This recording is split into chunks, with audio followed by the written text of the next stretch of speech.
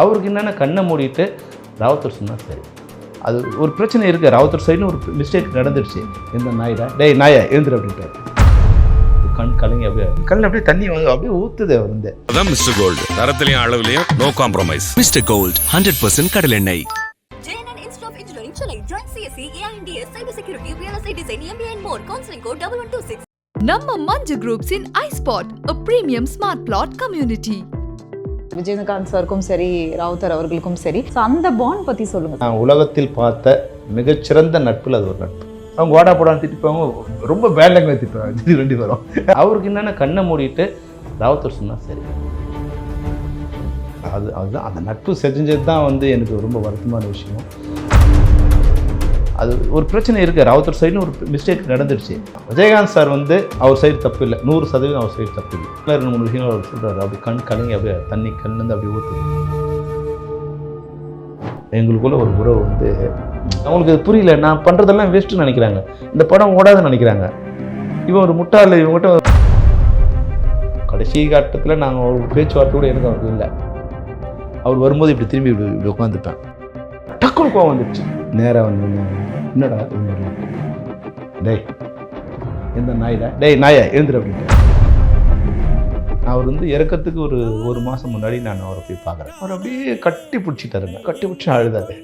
கண்ணில் அப்படியே தண்ணி அப்படியே ஊற்றுது. அவர் வந்து என்ன அழாதங்கிறாரு. பிரியநாத்த அம்மா கிட்ட சொன்னேன், அம்மா என்கிட்ட கொடுங்க, அவரை எங்களோட விடுங்க, நாங்கள் எங்களோட இருந்தாவே அவருக்கு சரியாக போயிடுங்க, ஆனால் கொஞ்சம் சரி பண்ணி கொடுக்குறேன் நான். அது சண்முகபாணியை வச்சு நம்ம ஒரு படம் பண்ணணும். அது வந்து கேப்டன் ப்ரூவா கூட இருக்கலாம். இப்போ எந்த ஆக்டர் வச்சு நீங்கள் நினைக்கிறீங்க என்னோட ஒரு இதுக்கு வந்து ஒத்துழைச்சு ஒரு படத்தை அந்த நடிகர் நடித்து கொடுக்க முடியும்னா யாரை சொல்லுவீங்க? எனக்கு இன்றைக்கி இருக்கிற விஜய் சேதுபதி எனக்கு கொஞ்சம் வந்து கம்ஃபர்டபுளாக தோணுச்சு. எனக்கு வந்து ஒரு நல்ல, ஆனால் நான் போய் அதை வந்து யூட்டிலைஸ் பண்ணிக்கூடாதுன்னு நினைக்கிறேன். அவர் வந்து சான்ஸ் கேட்டு எனக்கு இது பண்ணுங்க. ஆனால் எனக்கு விஜய் சேதுபதி வந்து ஒரு எல்லா விதமான, மம்முட்டி சார் எனக்கு வந்து ரொம்ப கம்ஃபர்டபுள்.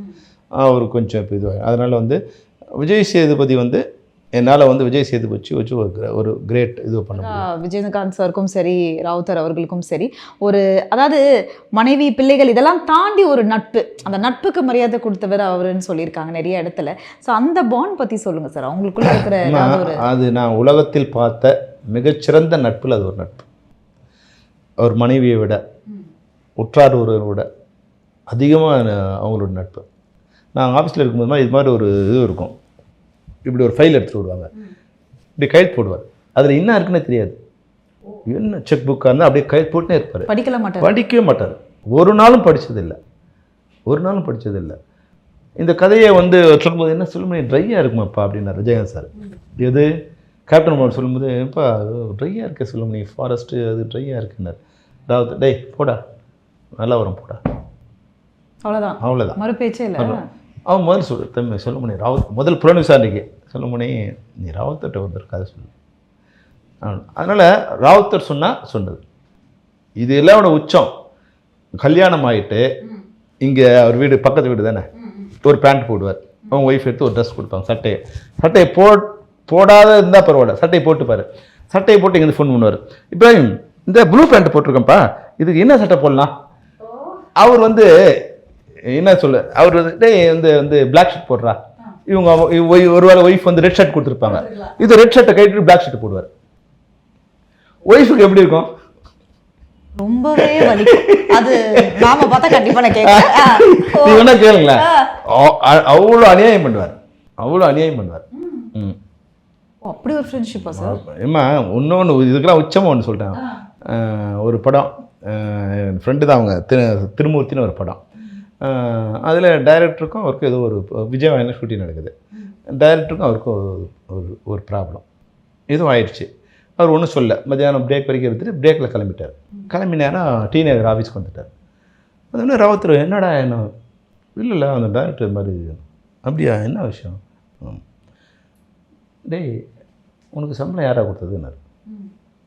ஏன் நமக்கு சம்பளம் கொடுத்து ப்ரொடியூசர், உனக்கும் டைரக்டர் சண்டை வந்தால் நீங்கள் வீட்டில் அவன் வீட்டில் நீ இப்போ நீ அவனை அடி அவன் ஒன்று அடிக்கிட்டோம், நீ பாட்டு நீங்கள் எதுக்கு வந்தீங்க, போடா எழுந்து அப்படி அப்படிங்கிறார். ஏய் எழுந்து போடா, மரியாதை முதல்ல இங்கே எழுந்து அப்படிங்கிறாரு. அவர் கொஞ்சம் அவர் கண்ணவனை திட்டார். அவங்க வாடா போடான்னு திட்டிப்பாங்க, ரொம்ப பேட் லாங்குவேஜ் திட்டுவாங்க, திட்டி 2 பேரும். நான் சொல்ல முடியாது அதெல்லாம். கேள்விப்பட்டிருக்கோம் சார். திட்டிட்டு நான் போக மாட்டேன், மரியாதை முதல்ல எழுந்துரு அப்படின்னு கொஞ்சம் நாங்கள் சரிப்பா சரி நான் சாப்பிட்டு போகிறேங்க அப்படின்னு. இங்கே சாப்பிடக்கூடாது, அங்கே போய் சாப்பிட்ணும், கம்பெனி சாப்பாடு சாப்பிட்ணும். நீ வந்து சண்டை போட்டுட்டு வந்தேன்னே தெரியக்கூடாது. அங்கே போயிட்டு வயிறு சரியில்லை, இங்கே டாய்லெட் சரியா இல்லை, அதனால் நான் வந்து டாய்லெட் போயிட்டு வந்தேன்னு சொல்லணும் தவிர நீ சண்டை போட்டேன்னே சொல்லக்கூடாது. அவர் பாட்டு எழுந்து போயிட்டாருமா. எத்தனாவது படம்? 100வது படத்துக்கு அப்புறம். 100வது படத்துக்கு அப்புறம் நான் சொல்கிறேன், திருமூர்த்தின்னு படம் பேர். இது உலகத்தில் எங்கே நடக்குமா? எந்த அப்போ என்ன அவர் தான் டிசைட். அவருக்கு என்னென்ன கண்ணை மூடிட்டு ராவுத்தர் சொன்னால் சரி.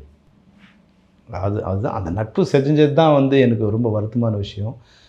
அது சின்ன சின்ன பிரச்சனை, அதை நம்ம இது பண்ண முடியாது. ஆனாலும் வந்து எண்ட் ஆஃப் த டே அவங்க வந்து they want to be together அப்படின்னு வந்துடுச்சு. அது சின்ன அது விலகினாலும் அது வந்துடுச்சு. இது போல் இது மாதிரி 100 விஷயம் இருக்குது. அங்கே டிசைடிங்கே ராவுத்தர் தான். அந்த நட்பு பிரியும் பொழுதோ இதுக்கான ஒரு விஷயம் உங்ககிட்ட ஏதாவது ஃபீல் பண்ணி பேசியிருக்கு? அது 2-3 பர்சனலைஸ் விஷயம் இருக்குது, அது நான் ஷேர் பண்ணி. அது வேண்டாம், பட் வாட் வாஸ் இட்? வந்து நான் வந்து ஒரு தடவை வந்து ராவுத்தர் வந்து மறுபடியும் வந்து அந்த டிஸ்டன்ஸை, ராவுத்தர் கொஞ்சம் உடம்பு சரியில்லை, அவர் அந்த டிஸ்டன்ஸை வந்து குறைக்கணும்னு நினைக்கிறாரு. ஆனால் அப்போ வந்து நான் அவர்கிட்ட பேசுகிறேன். அது நடந்த விஷயங்கள் 2-3 விஷயங்கள் அவர் சொல்கிறாரு. அப்படி கண் கலங்கி அப்படியே தண்ணி கண்ணுலேருந்து அப்படியே ஊற்றுது. ஆனால் கோபம் கண் அது ரெட்டிஷ் ஆகுது. அது ஒரு பிரச்சனை இருக்குது, ராவுத்தர் சைடுன்னு ஒரு மிஸ்டேக் நடந்துடுச்சு. அது ஒன்றும் பண்ண முடியாது. அதை ஓவர் கம் பண்ணணும் அப்படின்னும். அப்புறம் வந்து புலன் விசாரணை 2க்கு வந்து இது வரார். நான் 2 பேரும் ஜாயின் பண்ணி புலன் விசாரணை 2 பூஜைக்கு வந்து அவர் வந்து இருந்து அது அப்போ தான் ஒரு சின்ன பேச்சப் நான் வந்து பண்ணேன். விஜயகாந்த் சார் வந்து அவர் சைடு தப்பு இல்லை, 100% அவர் சைடு தப்பு இல்லை. ராவுத்தர் சைடு சின்ன மிஸ்டேக் இருக்குது. ஆனால் ஃபினான்ஷியல் மிஸ்டேக்கில் ஒரு இப்போ ஜஸ்ட் மிஸ் அண்டர்ஸ்டாண்டிங், இதெல்லாம் வந்து அவருக்கு அவாய்ட் பண்ணியிருக்கணும். இப்போ வந்து மனைவி கூட நினைக்கலாம் இல்லையா, நான் பொண்டாட்டியா அவன் பொண்டாட்டியான்னு ஒரு தூரம் வந்துடும். இதெல்லாம் வந்து இப்போ நீ கல்யாணம் ஆயிடுச்சு, உன் பொண்டாட்டி இது பண்ணி சொல்கிறேன் இப்போ இங்கே படுக்காமல் அங்கே போய் படுக்கிறது, கல்யாணம் பண்ணிவிட்டு அங்கே போய் படுக்கிறது, இல்லாட்டிட்டே நீங்கள் வந்து ராயெல்லாம் இங்கே இருக்கலாங்கிறது. அப்போ என்ன அது சின்ன சின்ன வருத்தங்கள் வரும் இல்லைங்களா, அது கொஞ்சம் டைம் வரும்போது அது கொஞ்சம் இதுவாகிடும். ஆனால் இன்னொன்று நாங்கள் கேள்விப்பட்டது என்ன, அந்த final word final decision sir எடுக்கிறது தான், அது யாருமே பேச முடியாதா சார்? விஜயகாந்த் சார்கிட்ட வந்து ஒரு சரண்டர், அவருக்கு வந்து ஒரு இது வேணும். ஏன்னா அதுக்கப்புறம் வந்து மனைவி இப்போ இந்த பிரிவுக்கு அப்புறம் பிரேமலதா அவங்க தான் வந்து அந்த அவங்க அதுக்கு அவர் ஒரு குழந்தை மாதிரியே உண்மையிலேயே வந்து நான் இங்கே பார்ப்போம் இல்லைங்களா. அவர் வந்து கடந்த ஒரு 6-7 வருஷம் வந்து உடல்நிலை சரியில்லாமல் இருக்கும்போது அந்த அம்மா வந்து ஒரு குழந்தை மாதிரியே அவரை ட்ரீட் பண்ணாங்க. அந்த இது இல்லைங்களா, அவர் வந்து இறக்கத்துக்கு ஒரு மாதம் முன்னாடி நான் அவரை போய் பார்க்குறேன். அவர் அப்படியே கட்டி பிடிச்சிட்டாருங்க. ஒரு ஃபோட்டோ ஒன்று கொடுக்குறவங்களுக்கு அப்படியே கட்டி பிடிச்சி அழுதாரு. அந்த கையை அப்படியே விடவே இல்லை அவர் பிடிச்சிக்கிட்டு. என் கண்ணில் அப்படியே தண்ணி அப்படியே ஊற்றுது. அவர் வந்து என்ன அழாதங்கிறாரு. அப்படியே வந்து நமக்கு வந்து ஒரு அப்பனாக இருந்தால் எப்படி இருக்குமோ, இல்லை ஒரு அண்ணனாக இருந்தால் எப்படி இருக்குமோ, அது மாதிரி விஜயகாந்த் சாருக்கு வந்து எங்களுக்குள்ளே சின்ன சின்ன கருத்து வேறுபாடு இருக்குது, நான் இல்லைன்னு சொல்லி நடந்திருக்கு. அது வேறு விஷயங்கள் அது வரும், அதெல்லாம் வரும். ஆனால் அந்த ஒரு உயிரான ஒரு உறவு இருக்குது இல்லையா, நடிகங்கிறத மீறி எங்களுக்குள்ள ஒரு உறவு வந்து அது வந்து அது வேறு மாதிரியான உறவு. அது வந்து அந்த பந்தத்தை நான் வார்த்தைகளால் சொல்ல முடியாது, அப்படி இப்படின்னு சொல்ல முடியாது. அதனால் எனக்கு எந்த பயனும் இல்லை. ஆனால் அது மாதிரி ஒரு மனிதனுக்கு வந்து எனக்கு கடவுள் மேலே கூட எனக்கு வந்து நம்பிக்கை இல்லாமல் போயிடுச்சு. எனக்கு வந்து யாருக்கும் தீமையே பண்ணாத ஒரு மனிதன்னா அது விஜயகாந்த் தான். முடிஞ்சால் நல்லது பண்ணியிருப்பார், தீமைன்னு ஒருத்தருக்கும் பண்ணவே மாட்டார். அது மாதிரி ஒரு மனிதனுக்கு இது மாதிரி ஒரு இது கொடுத்துச்சு. ஆனால் அவர் இறக்கும்போது அந்த ரெகக்னைஸ் கிடச்சிது பாருங்கள், அதுதான் வந்து அன்பிலீவபிள். யாருக்குமே தெரியாது இவ்வளோ அன்பு இருக்கான்னு, இவ்வளோ நட்பு, இவ்வளோ பேர் அவங்க நேசிப்பாங்களாங்கிறது யாருக்குமே தெரியாது. Not only is an artist, is an leader. அந்த ஆளுமை என்ன கூடக்கூடிய, யாரையும் டேன்னு கூடக்கூடிய. நீ ஒரு 1995 ஒரு மீட்டிங் போடுறாரு. இப்போ ஜெயலலிதா அம்மா வந்து சிஎம்மாக இருக்காங்க, கலைஞருக்கு தங்க பேனா கொடுக்குறாங்க. அப்போ போலீஸ் பாதுகாப்புக்கு அனுப்பலை, கொஞ்சம் கம்மியாக அனுப்புகிறாங்க. க்ரௌட் அப்படி சேருது. வெறும் வந்து வேட்டியோட கீழே இறங்கி ஃபுல் க்ரௌடை கண்ட்ரோல் பண்ணார். மேலே போனோடனே கலைஞர் திட்டுறாரு, விஜய் அது மாதிரி போகக்கூடாது விஜய், க்ரௌடில் யாராவது கிழிச்சிடுவான், பிளேடு வச்சு எவனா கிழிச்சிடுவான். ஏன்னா கொஞ்சம் பேர் ஆப்போசிட் பார்ட்டி குரு வந்து உள்ளே வந்திருக்காங்க. அப்புறம் அண்ணே அது விடுங்கண்ணே நான் ஆனாம்மா அவரை அடிக்கணும்னு கெட்ட போகிறவங்க கூட கெட்ட போனால் அடிக்க முடியாதுமா, அவரை அடிக்கவே முடியாது, எவனாலையும் அவரை அடிக்க முடியாது. இது பலத்தால் நான் சொல்லலை, அந்த கண் இருக்கு இல்லையா, அந்த அன்பு இருக்குல்ல, அந்த அன்பில் நீ கிட்ட அடிக்கணும்னு போனீங்கன்னா அவர் திட்டினா வாங்கிட்டு வந்துடுவீங்க, அவர் திட்டினா சந்தோஷமாக வருவீங்க. ஒருத்தர் திட்டி உங்களுக்கு கோவம் வரணும் இல்லையா, விஜயகாந்த் திட்டினா யாருக்குமே கோவம் வராது.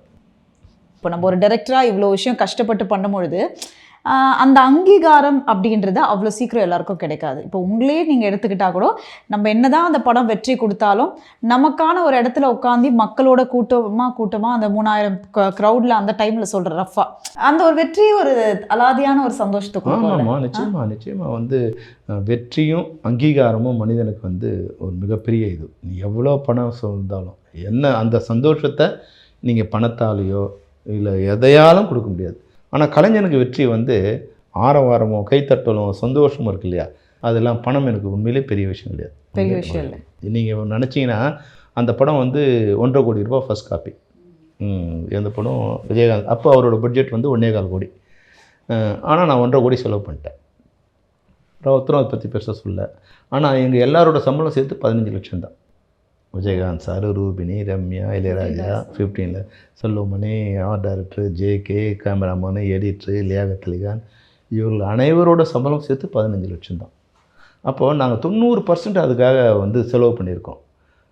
எங்களுக்கு நாங்கள் விஜயகாந்த் சாரும் ட்ரெயினில் தான் வந்தார், நானும் செகண்ட் கிளாஸ் ட்ரெயினில் தான் நான் போனேன். எங்களுக்கு விஜயகாந்த் சார் ப்ளூ ஹில்ஸ்னு ஒரு லாட்ஜில் தான் தங்கினார், நானும் அவரோட தான் தங்கினேன். அப்போ அவர் ஓன் ப்ரொடக்ஷன் நீங்கள் சொல்லலாம். அடுத்து ஒரு 4-5 படம் கழிச்சு போகிறாரு அங்கே, அவர் அதே ப்ளூ ஹில்ஸ் தான் தங்குறாரு. பெரிய அவங்க கேரவான் கிடையாது, அதான் ஸ்க்ரீனை தவிர வேறு எந்த இதுவும் கிடையாது. இன்றைக்கி 200 கோடி 300 கோடிங்கிறாங்க, அதில் அவங்க சம்பளமே வந்து 60% 70% போயிடுது. அப்போ ஒரு 20% 30% தான் படம் பண்ணணும். ஆனால் நான் படம் பண்ணுற வரைக்கும் 90% அதிகபட்சம் 15% 20% இருக்கலாம் சேலரி. 80% என்னோடய காஸ்ட் ஆஃப் ப்ரொடக்ஷன் என்னோடய ஸ்க்ரீனுக்கு தான் நான் செலவு பண்ணுவேன். படங்கள் இவ்வளோ போட்டு நம்ம எடுக்கிறத தாண்டி படங்கள் மக்கள் கிட்ட போய் நிற்கணும். இன்றைக்கும் சில படங்கள் ஓடலைனாலும் இன்றைக்கி மக்கள் பேசக்கூடிய இடத்துல இருக்காங்க. ஆனால் இன்றைக்கி ஒரு சைட் பார்த்திங்கன்னா அஃப்கோர்ஸ் இத்தனை வருடம் நிறைய விஷயம் மாறி இருக்குது, டெக்னாலஜி மாறி இருக்குது, வசதிகள் மாறி இருக்குன்னும் பொழுது இன்றைக்கி ஒரு பர்டிகுலர் ஸ்டார் ட்ராவல் பண்ணுறதும் சரி, ஒரு டைரக்டரும் சரி, ஒரு ரூம்ஸ்லேருந்து கேரவேன்ஸ்லேருந்து இது எல்லாமே எதிர்பார்ப்புகளும் ட்ரிபிள் ஆயிடுச்சுன்னு சொல்லலாம். இது நீங்கள் எப்படி பார்க்குறீங்க? ஏன்னா படம் தாண்டி படத்தோட சம்பளம் தாண்டி இந்த எக்ஸ்ட்ராவாக சில விஷயம் வந்து do you feel it is under loss? கேரவானுங்கிறது வந்து அப்போ வந்து இப்போ ரம்யா கிருஷ்ணன் சொன்னேன் இல்லைங்களா, பாவம் எப்படின்னா ரம்யா கிருஷ்ணன் ட்ரெஸ் சேஞ்ச் பண்ணணும்னா ஒரு மரத்துக்கு பின்னாடி போய் நின்று போனாங்கன்னா இங்கே 2 பேர் காஸ்டியூம் இப்போ திரும்பி நின்று புடவை பிடிச்சிருக்காங்க. இங்கே வந்து ஏறக்குறைய ஒரு 500 பேர் எல்லாம் மேல் தானே, இது யாரும் அவங்கள பார்க்கணும்னு நினைக்க மாட்டான். அவங்களும் வந்து நம்ம அண்ணன் தம்பிங்க இருக்கிற மாதிரி தான், இதை யாரும் நம்மளை இது பண்ண மாட்டாங்க, ஒரு நம்பிக்கை இருக்கும் இல்லையா. ஒரே ஒரு பொண்ணு தான் அங்கே, எங்களுக்கு கேரவனே கிடையாது. நீங்கள் காடுமா ஒரு சுற்றி 25 கிலோமீட்டருக்கு ஒரு ரூமே கிடையாது. நீங்கள் அங்கே எப்படி இருந்திருப்பாங்க யோசிச்சு பாருங்கள், எப்படி இருந்திருப்பாங்க. 90 நாள் எங்களோட இருக்கணும். ஆனால் இன்றைக்கி என்னெல்லாம் 10 பேர் இருக்காங்கன்னா 10 கேரவன் அவசியம் இல்லை. நான் படம் மறுபடியும் எடுக்கும்போது நான் சொன்னேன், மானிட்டர் வந்து இருக்கக்கூடாது, மானிட்டர் இல்லாமல் தான் நான் படம் எடுப்பேன். ஹீரோ வந்து இப்போ நீங்கள் பார்த்தா ஹீரோவுக்கு ஒரு மானிட்ரு, ஹீரோயினுக்கு ஒரு மானிட்ரு, டான்ஸ் மாஸ்டருக்கு ஒரு மானிட்ரு, அதெல்லாம் இல்லை. நீ டைரக்டர் என்ன நம்பினியா, என்கிட்ட பொறுப்பு விட்டு நான் பார்த்துக்கிறேன். அப்போ நான் ஹீரோஸ்க்கு என் மேலே ஒரு பயம் வருது, இவன் வந்து ரொம்ப டாமினேட் பண்ணுவான் அப்படிங்கிறது பெரிய ஹீரோஸ்க்கு என் மேலே வரும். விஜயகாந்த் சார் தான் என்னை, அதுக்கப்புறமா என்னை நம்பி வந்தவர் வந்து மம்முட்டி சார், அப்புறம் சத்யராஜ் சார், இவங்க தான் என்னை நம்பி. அதுக்கப்புறம் ஹீரோஸ்க்கு வந்து கொஞ்சம் கம்ஃபர்டபுளாக நான் இருக்க மாட்டேன்னு அவங்க நினச்சிருக்கலாம். ஆனால் பெரிய ஹீரோஸ் அப்ரோச் பண்ணியிருக்கீங்களா? நான் பண்ணல. நான் வாழ்க்கையில் நான் விஜயகாந்த் சார் ஒருத்தர்கிட்ட தான் நான் வந்து அப்ரோச் பண்ணேன். அதுக்கப்புறம் நான் யார்கிட்டையும் அப்ரோச் பண்ணவே இல்லை. ஏன்னா அது எனக்கு கொஞ்சம் சின்ன ஒரு ஈகோவாக கூட இருக்கலாம். நீ கூப்பிட்டா நான் படம் பண்ணுவேன்னு நினச்சா நான் பண்ணுவேனே தவிர நான் உங்கள்கிட்ட வந்து சான்ஸ் கேட்டு அப்படி நான் பண்ண மாட்டேன். அது என்னோடய கேரக்டர் இல்லை. ஒரு கதை பண்ணுவேன், ஒரு கதை யாரும் சொல்லலான்னு கதை இருக்குது. நான் வந்து கேப்டன் பிரபாகரன் சொன்ன மாதிரி பார்ட் 2 ஓடிச்சுங்கிறதால பார்ட் 2 பண்ணணுங்கிறதோ இல்லை அந்த வெற்றியை காசாக்கணும்னு நினைக்கல. நான் வந்து அடுத்து வந்து இது நடந்த உடனே எங்கள் வந்து சந்திரபாபு நாயுடு பீரியடில் வந்து அந்த செம்மன் கடத்துறதா ஒரு 20 தமிழர்களை சுட்டு கொண்டாங்க இல்லையா, அப்போ அது என்னை ரொம்ப பாதிச்சிருச்சு. நான் அதை வந்து செம்மரம்னு வந்து கேப்டன் பிரபாகரன் 2 நான் ஸ்டார்ட் பண்ணேன். அப்போது ஸ்டார்ட் பண்ணி அது டைட்லாம் இது பண்ணி ஷூட்டிங்லாம் போகிற ஸ்டேஜ் வரும்போது அது புஷ்பான்னு வந்து ஒரு அனௌன்ஸ்மெண்ட் வந்தது. அது எனக்கு கொஞ்சம் அது மாதிரி எனக்கு தோணுச்சு. இது மாதிரி சரி, ஏன்னா அவங்க மிகப்பெரிய பிரம்மாண்டமான ஒரு படம் எடுக்கிறாங்க. இப்போ நம்ம அது கூட போய் இது பண்ணால் நல்லா இருக்காது, அது என்னன்னு தெரிஞ்சுட்டு அப்புறம் பண்ணலாம் அப்படின்னு நான் நினச்சிட்டேன். அப்புறம் சொன்னாங்க, இல்லை சார் புஷ்பா கேப்டன் படம் மாதிரியே இருக்குது, அந்த சீன் மாதிரியே இருக்குது. அது பரவாயில்ல. வந்து நான் 30 வருஷத்துக்கு முன்னாடி எடுத்தது ஒருத்தர் அடுத்த வர டைரக்டர், பெரிய டைரக்டர் அதே மாதிரி எடுக்கிறாங்கன்னா அது எனக்கு ஒரு வகையில் வந்து அது வெற்றி தான். நான் எப்படி ஷோலே எப்படி வந்து எனக்கு முன்னாடி எடுத்த டைரக்டரை பார்த்து எனக்கு இன்ஃப்ளூயன்ஸ் ஆச்சோ, அது மாதிரி என்னோடய படம் இன்னொரு டைரக்டர் இன்ஃப்ளூயன்ஸ் ஆச்சுன்னா அது வந்து இல்லை சார் சீன்ஸ்லாம் கூட அப்படியே தான் இருக்குது அப்படின்னா அது சமயம் அது மாதிரி வந்து ரிப்ரேஷன் வந்துடும். ஒரு விஷயத்தை எடுக்கும்போது அது மாதிரி வந்துடும். சினிமா வந்து புது, அது யாரும் சொந்தம் இல்லை. என் சினிமா எனக்கே சொந்தம் இல்லை. அது மாதிரி என் படமும் எனக்கு மட்டும் சொந்தம் இல்லை. என் படத்தை பார்த்து ஒன்று இன்ஃப்ளூயன்ஸ் ஆகுறாங்கன்னா அந்த வகையில் எனக்கு ரொம்ப சந்தோஷம் தான். இல்லை சார் கூலி கூட அதே மாதிரி இருக்குது, ஆர்கனுக்கு இது பண்ண கிட்டணும். அது பரவாயில்லப்பா. லோகேஷ் கனகராஜ் நம்ம 35 வருஷத்துக்கு முன்னாடி எடுத்த படத்தை லோகேஷ் கனகராஜ் இப்போ அது மாதிரி ஒரு ஐடியா யோசிக்கிறாங்கன்னா நம்ம அது வந்து நம்ம சந்தோஷப்பட வேண்டியது. அந்த வெற்றியில் அந்த படம் மாதிரி இருக்குன்னு சொல்கிறேன் இல்லையா, அப்போ 1% எனக்கு அதை ஒரு வெற்றி வந்துடுச்சு இல்லையா. இப்போ இதுவே வந்து கேப்டன் பிரபாகரில் வந்து முதல்ல நான் வீரப்பனை வில்லனை தான் நான் வந்து சித்தரித்தேன். நான் வந்து அவர் நேரடியாக ஒரு பார்க்குற ஒரு வாய்ப்பும் அவர் சம்மந்தப்பட்டவங்க பேசும்போது வீரப்பன் வந்து 20,000 30,000 டன் சந்தன மரங்களை கடத்திருக்காங்க. தலைமையில் சுமந்துட்டுலாம் போக முடியாது. ஏறக்குறைய 10,000 15,000 லோடு லாரி வெளியே வந்துருக்கும். அப்போ யாரெல்லாம் பண்ணாங்க? அவன் வந்து ஒரு கருவி தான். அவனுக்கு வந்த லாபம் 10%, கொள்ளடிச்சவங்க 90% வெளியே இருக்காங்க. இது ஒரு உண்மையை நம்ம அப்போ நானே டிசைட் பண்ணேன். என்னைக்காக இருந்தாலும் வீரப்பனை உயிரோடு பிடிக்க மாட்டாங்க. நான் அன்றைக்கி சொன்னது தான் இன்றைக்கி நடந்தது.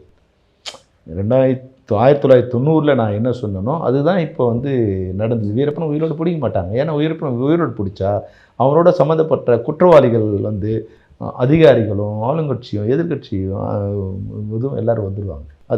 அது மாதிரி வந்து வேர் ஈகிள்ஸ் டேர்னு ஒரு படம், அதில் வந்து யார் அனுப்பிச்சாங்களோ அவங்களே வந்து வர்றவங்களை பற்றி வில்லனை காட்டி கொடுத்துருப்பாங்க. அது ஒரு ஐடியா. அந்த ஐடியா தான் வந்து இங்கே வந்து அது இன்ஃப்ளூயன்ஸ் ஆகும். அது இது எப்படி பண்ணலாம், இது எனக்கு பிடிச்சிருக்கு. அப்போ இதில் என்னென்னா இதில் வந்து கலெக்டர் வந்து இங்கே இருக்கிற டிஐஜி அங்கே வர இது வந்து இது மாதிரி வந்து ஆள் வராங்க அப்படிங்கிறது தகவல் அவங்களுக்கு சொல்லிட்டாங்க அப்படிங்கிறத வந்து அப்போ அப்போ நான் அதை பார்த்து காப்பி அடிச்சுலாம் சொல்ல முடியாது. இப்போ 2-2-4 சொல்லிக் கொடுத்தது 2ஆம் கிளாஸ் டீச்சரு. நான் அப்போ ஒன்று வேறு பிஎஸ்சி வரும்போது 2-2-4ன்னா இவர் 2ஆம் கிளாஸ் டீச்சர் சொன்னது காப்பி அடிக்கிறான்னு சொல்லுவீங்களா? இது வந்து எல்லாமே லெசன் தான். இது காப்பியே கிடையாது, எல்லாம் லெசன், எல்லாம் இன்ஃப்ளூயன்ஸ். நான் அடித்தாலும் காப்பி இல்லை, அவங்க அடித்தாலும் காப்பி இல்லை. சினிமா வந்து எல்லாருக்கும் பொதுவானது. நீங்க சொன்ன மாதிரி இப்போ அந்த கேப்டன் பிரபாகரன் 2 ஏன் மகன்களை வச்சு அதுதான் இப்போ நான் வந்து உண்மையாக நினைச்சேன். அது நிஜமாவே காமெண்ட்ஸ்ல நிறைய வருது. இல்லை இப்போ எனக்கு படைத்தலைவன் ஒரு படம் பார்த்தேன். சண்முக பாண்டியன் பார்க்கும்போது அப்போ மிஞ்சனா இதுவாக இருக்கான். ஐயோ அவன் அந்த உடம்பும் அந்த ஃபைட்டும் விஜயகாந்த் சாரோட ஹைட்டுன்னு நினைக்கிறான். அவன் ஜெய்ஜாண்டிகா வந்து பண்ணும்போது நான் நினச்சேன் சண்முக பாண்டியனை வச்சு நம்ம ஒரு படம் பண்ணணும். அது வந்து கேப்டன் பிரபாகரன் 2 கூட இருக்கலாம். ஏன்னா அப்பா அதுவாக கூட இருக்கு. எல்லாருக்குமே ஒரு பதில் கிடைச்சிருக்கு சார், இன்ட்டு கொடுத்துருக்காரு. படைத்தலைவன் பார்த்த பிறகு நான் சண்முக பாண்டியனை வச்சு ஒரு படம் பண்ணணும். அதுவும் அப்பா மாதிரியே அப்பனுக்கு பையன் தப்பாமல் பிறந்திருக்கான்னு தோணும். இப்போ நீங்களே சொன்னீங்களே ஒரு சின்ன மிஸ் அண்டர்ஸ்டாண்டிங் எங்களுக்குள்ளே அடிக்கடி வரும். ஆனால் எனக்கு இறந்த பிறகு ஒரு நீங்கள் என்ன you are into producer council, cinema council, பல விஷயத்தில் இருக்கிறதுனால எந்த அளவுக்கு விஜயகாந்த் சார் நீங்கள் மிஸ் பண்ணுறீங்க? நான் சொல்லேன், அவர் சொன்னால் என் கண்ணு தண்ணி வந்துடும். எங்கள் அப்பாவை சொன்னோட கொஞ்சம் நேரம் கழிச்சு தான் வரும். ஆனால் விஜயகாந்த் நினச்சா என் கண்ணு ஈரமாகிடும். நான் நியூ ஃபேஸு, அவர் தான் ப்ரொடியூசரு. அவர் வந்து 91வது படம், எனக்கு முதல் படம். பல்வேறு விஷயங்கள் நடந்திருக்கு. என்ன தன்னா எனக்கு இவ்வளோ தான் வேணும், இப்படி தான் பண்ணணும், எனக்கு இது வேணும் அப்படிங்கிற அடமன்ஸ் இருக்குது இல்லையா. அதுக்கு வேறு ஒரு ஹீரோ ஒத்துக்கவே மாட்டாங்க. அப்போ நான் இப்போலாம் பார்க்குறேன், ஐயோ நம்ம கொஞ்சம் சாஃப்டாக சொல்லியிருந்துருக்கலாமே, கொஞ்சம் இதெல்லாம் அவாய்ட் பண்ணியிருந்துருக்கலாமே இப்போ தோணுது. எனக்கு அறிவும் மெச்சூரிட்டி வந்த பிறகு எனக்கு தோணுது. ஆனால் அப்போ எனக்கு தெரியாது. அப்போ எனக்கு வயசு 24 வயசு. எனக்கு அந்த படம் பண்ணும்போது எந்த விதம் எனக்கு ஒரு கனவு இருக்குது, எனக்கு ஒரு உருவம் இருக்குது. அந்த உருவத்தை யாராலும் என்னால் சொல்ல முடியல, இது வேணும்னு என்னால் சொல்ல தெரியல. எனக்கு அவங்களுக்கு புரிய வைக்க முடியல. ஒரு கல் இருக்குது, அதுக்குள்ளே சிற்பங்கிறது எப்படி சிற்பிக்கு தெரியுதோ அது மாதிரி எனக்கு ஒரு விஷயம் வேணும். அது எங்கள் கூட இருக்கிறவங்களுக்கு என்னால் சொல்ல முடியல. அவங்களுக்கு அது புரியல. நான் பண்ணுறதெல்லாம் வேஸ்ட்டுன்னு நினைக்கிறாங்க, இந்த படம் ஓடாதுன்னு நினைக்கிறாங்க. இவன் ஒரு முட்டாள், இவங்ககிட்ட மாட்டிக்கிட்டோம், ஒரு அடமெண்ட்டான ஒருத்தங்கிட்ட வந்து மாட்டிக்கிட்டோம், பிடிவாதங்கிறவங்ககிட்ட வந்து மாட்டிக்கிட்டோம். விஜயகாந்துக்கு ஏற்கனவே 9 படம் ஓடல, எந்த படமும் ஓடாது அப்படின்னு நினைக்கிறாங்க. இப்போ அவர் ஒருத்தர் என்னை நம்புகிறாரு. அப்போது இந்த போராட்டத்தில் வேற ஒருத்தராக இருந்தால் நிச்சயமாக என்னை தூக்கி போட்டிருப்பாங்க. ஒரு 3 மாதம் கூட பிரேக் ஆகிடுச்சு படம். வேறு டைரெக்டாக வச்சு பண்ணலான்னு கூட முடிவு பண்ணாங்க. கடைசியாக விஜயகாந்த் வேணாப்பா, ஒரு பையன் வாழ்க்கையை நமக்கு எடுக்கக்கூடாது, எப்படியோ பண்ணி முடிச்சுவோம் அப்படின்ட்டு. கடைசி கட்டத்தில் நாங்கள் அவருக்கு பேச்சுவார்த்தை கூட எனக்கு அவருக்கு இல்லை.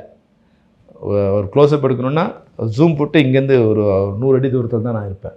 அவர் வரும்போது இப்படி திரும்பி இப்படி உட்காந்துப்பேன். அவர் என்னை பார்த்தா ஒரு அன்கம்ஃபர்டபுள் வரும், அவர் பார்த்தா கோவம் வரும், எனக்கு அவருக்கு கோவம் வரலாம்.